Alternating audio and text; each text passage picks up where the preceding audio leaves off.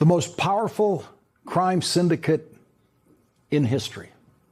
That is what we are living under now in the United States of America, according to Donald Trump's hometown newspaper. That is the single most important fact of life in America, and it is the force that must be overcome if the United States of America is to have a future as a democracy.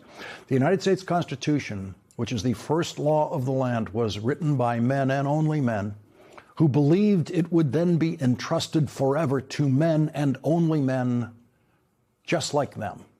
They saw themselves, despite many of them being slave owners, as honorable men, gentlemen, people who this country and the world could trust to do the right thing. They did not try to write a constitution in anticipation of criminals holding constitutional offices. They did not write a constitution strong enough to withstand criminal intent on the part of presidents and political parties in Congress. But that Constitution is now the only shield we have against the most powerful criminal syndicate in history. That's the way Donald Trump's hometown newspaper describes his current operations. Quote, the most powerful crime syndicate in history.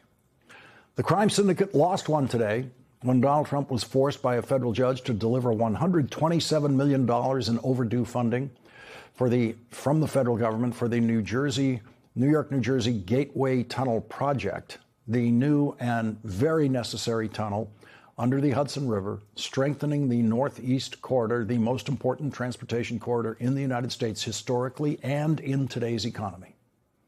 Harvard University continues to defeat the crime syndicate in court, much to Donald Trump's expressed irritation today. For Assistant Attorney General Harmeet Diller, how are you doing? How are you doing with Harvard? How are you doing with Harvard? You know, Harvard's extremely discriminatory, unfortunately, and it's working good. Harmeet is on their trail, right? Good. You keep suing them. The hell with them.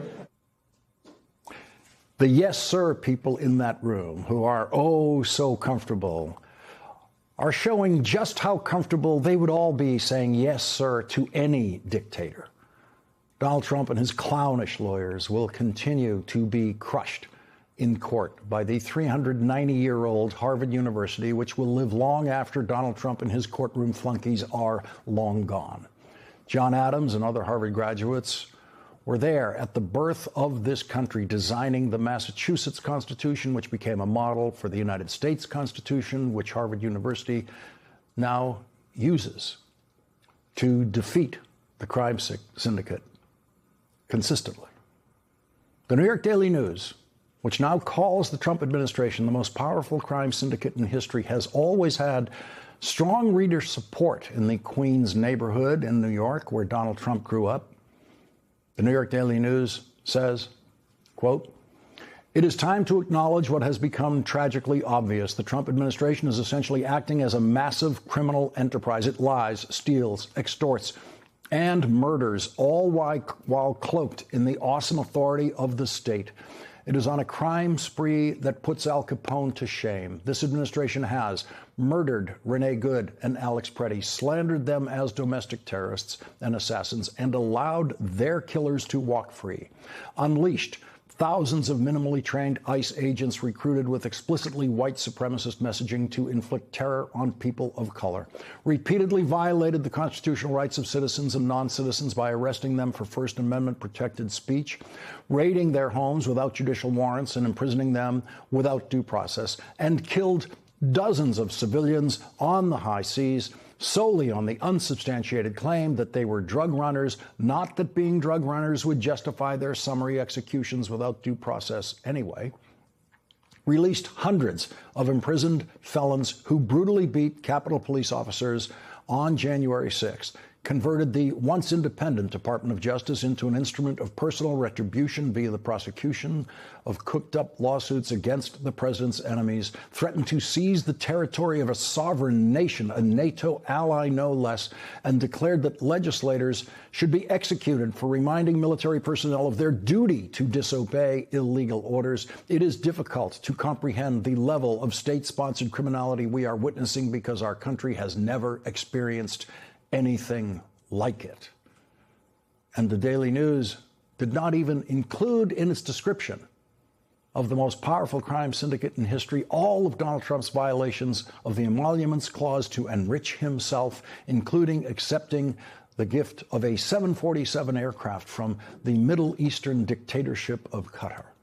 And the billions of dollars Donald Trump is making in cryptocurrency ventures and other rackets that he is running during his presidency. Donald Trump knows that all of that apparent corruption could be effectively investigated by congressional committees if, and only if, Democrats win the House of Representatives this year or win the Senate this year. And to prevent that, Donald Trump has not come up with a new campaign message for Republicans. He has not come up with a new economic policy. He has not reversed his economically crushing illegal and unconstitutional tariffs. Instead, he has seized the voting records of Atlanta voters in Fulton County, Georgia, to set the precedent that he can send the FBI anywhere he wants to seize any voting records, including ballots, at any time.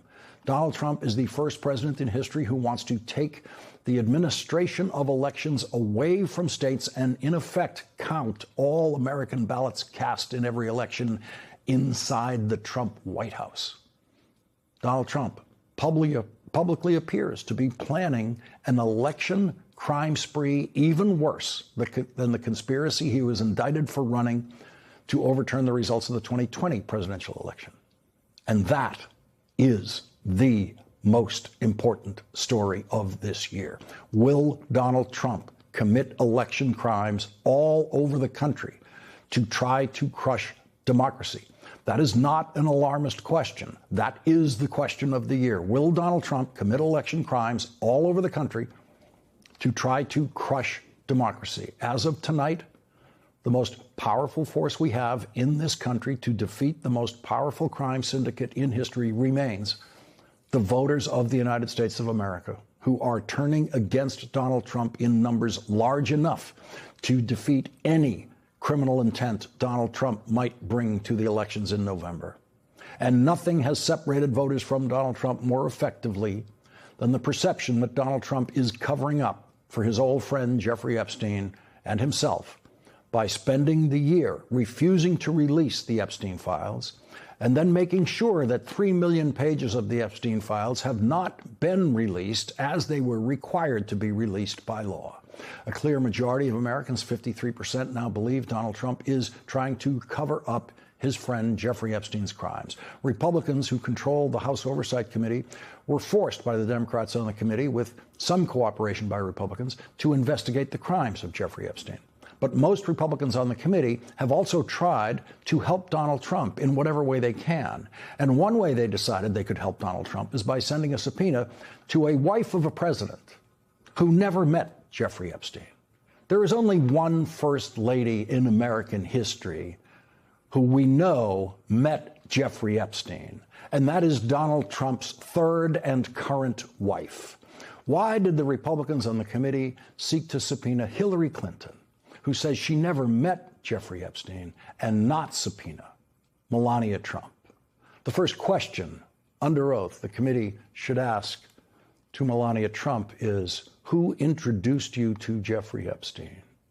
Did Donald Trump introduce you to Jeffrey Epstein, or did Jeffrey Epstein introduce you to Donald Trump? The committee will never ask those questions of Melania Trump. And Hillary Clinton believes she has been subpoenaed as a distraction that the Republicans hope will somehow help Donald Trump. And that Hillary Clinton's subpoena is just another indication that Donald Trump really, really does have something to hide.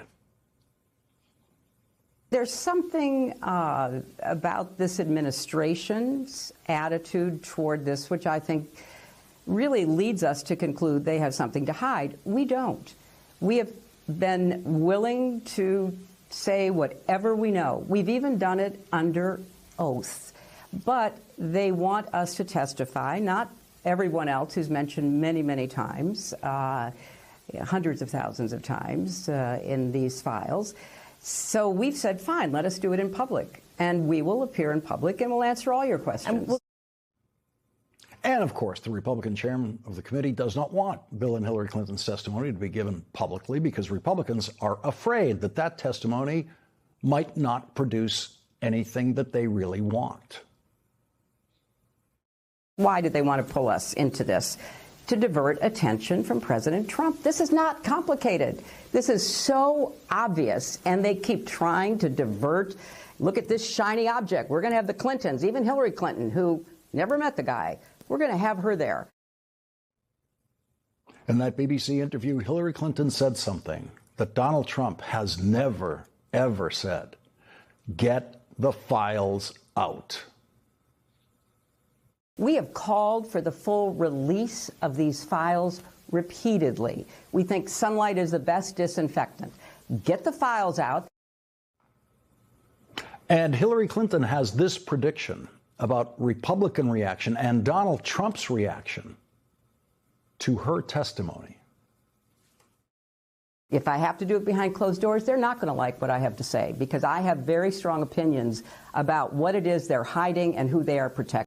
नवा है जी 48/7 था भाई लोगों इस सब वक्तों के लिए मैं आपका और मिस्टर निशान काजी निशान अहमद अंसारी सब बैजा तू ऐसे ही तू बैजा खलोता इको रंगे लगना बैजा मैं यार मेरे ओ भाई स्पीड दे ना यार स्पीड अच्छा यार इस मोहब्बतों के लिए इन मोहब्बतों के लिए शुक्रिया आप सबका यार आप सब लोगों ने भाईजान तो एक में नामा पर करो ना एक इतनी ज़्यादा इज्जत दी जिसका शायद हम डिजर्व नहीं करते थे मगर आपने उससे ज़्यादा हमें इज्जत दी हमें लुटनी नहीं पड़ी मान दिया भाई ऐसे सुनने नहीं रहे बड़े भाई ने प्यार दिया अच्छी दिन देता बस ये है कि भाईजान ज़िंदगी में मेहनत करो खुश रहो शुक्रिया भाई शुक्रिया शुक्रिया अल्लाह पाक आपको सबको सलामत रखे भाग रहो राणे खाना छोड़ दे भाई बात सुन ले पहले भाई मेहनत अंदर नहीं करना पाक सारे बंदे बात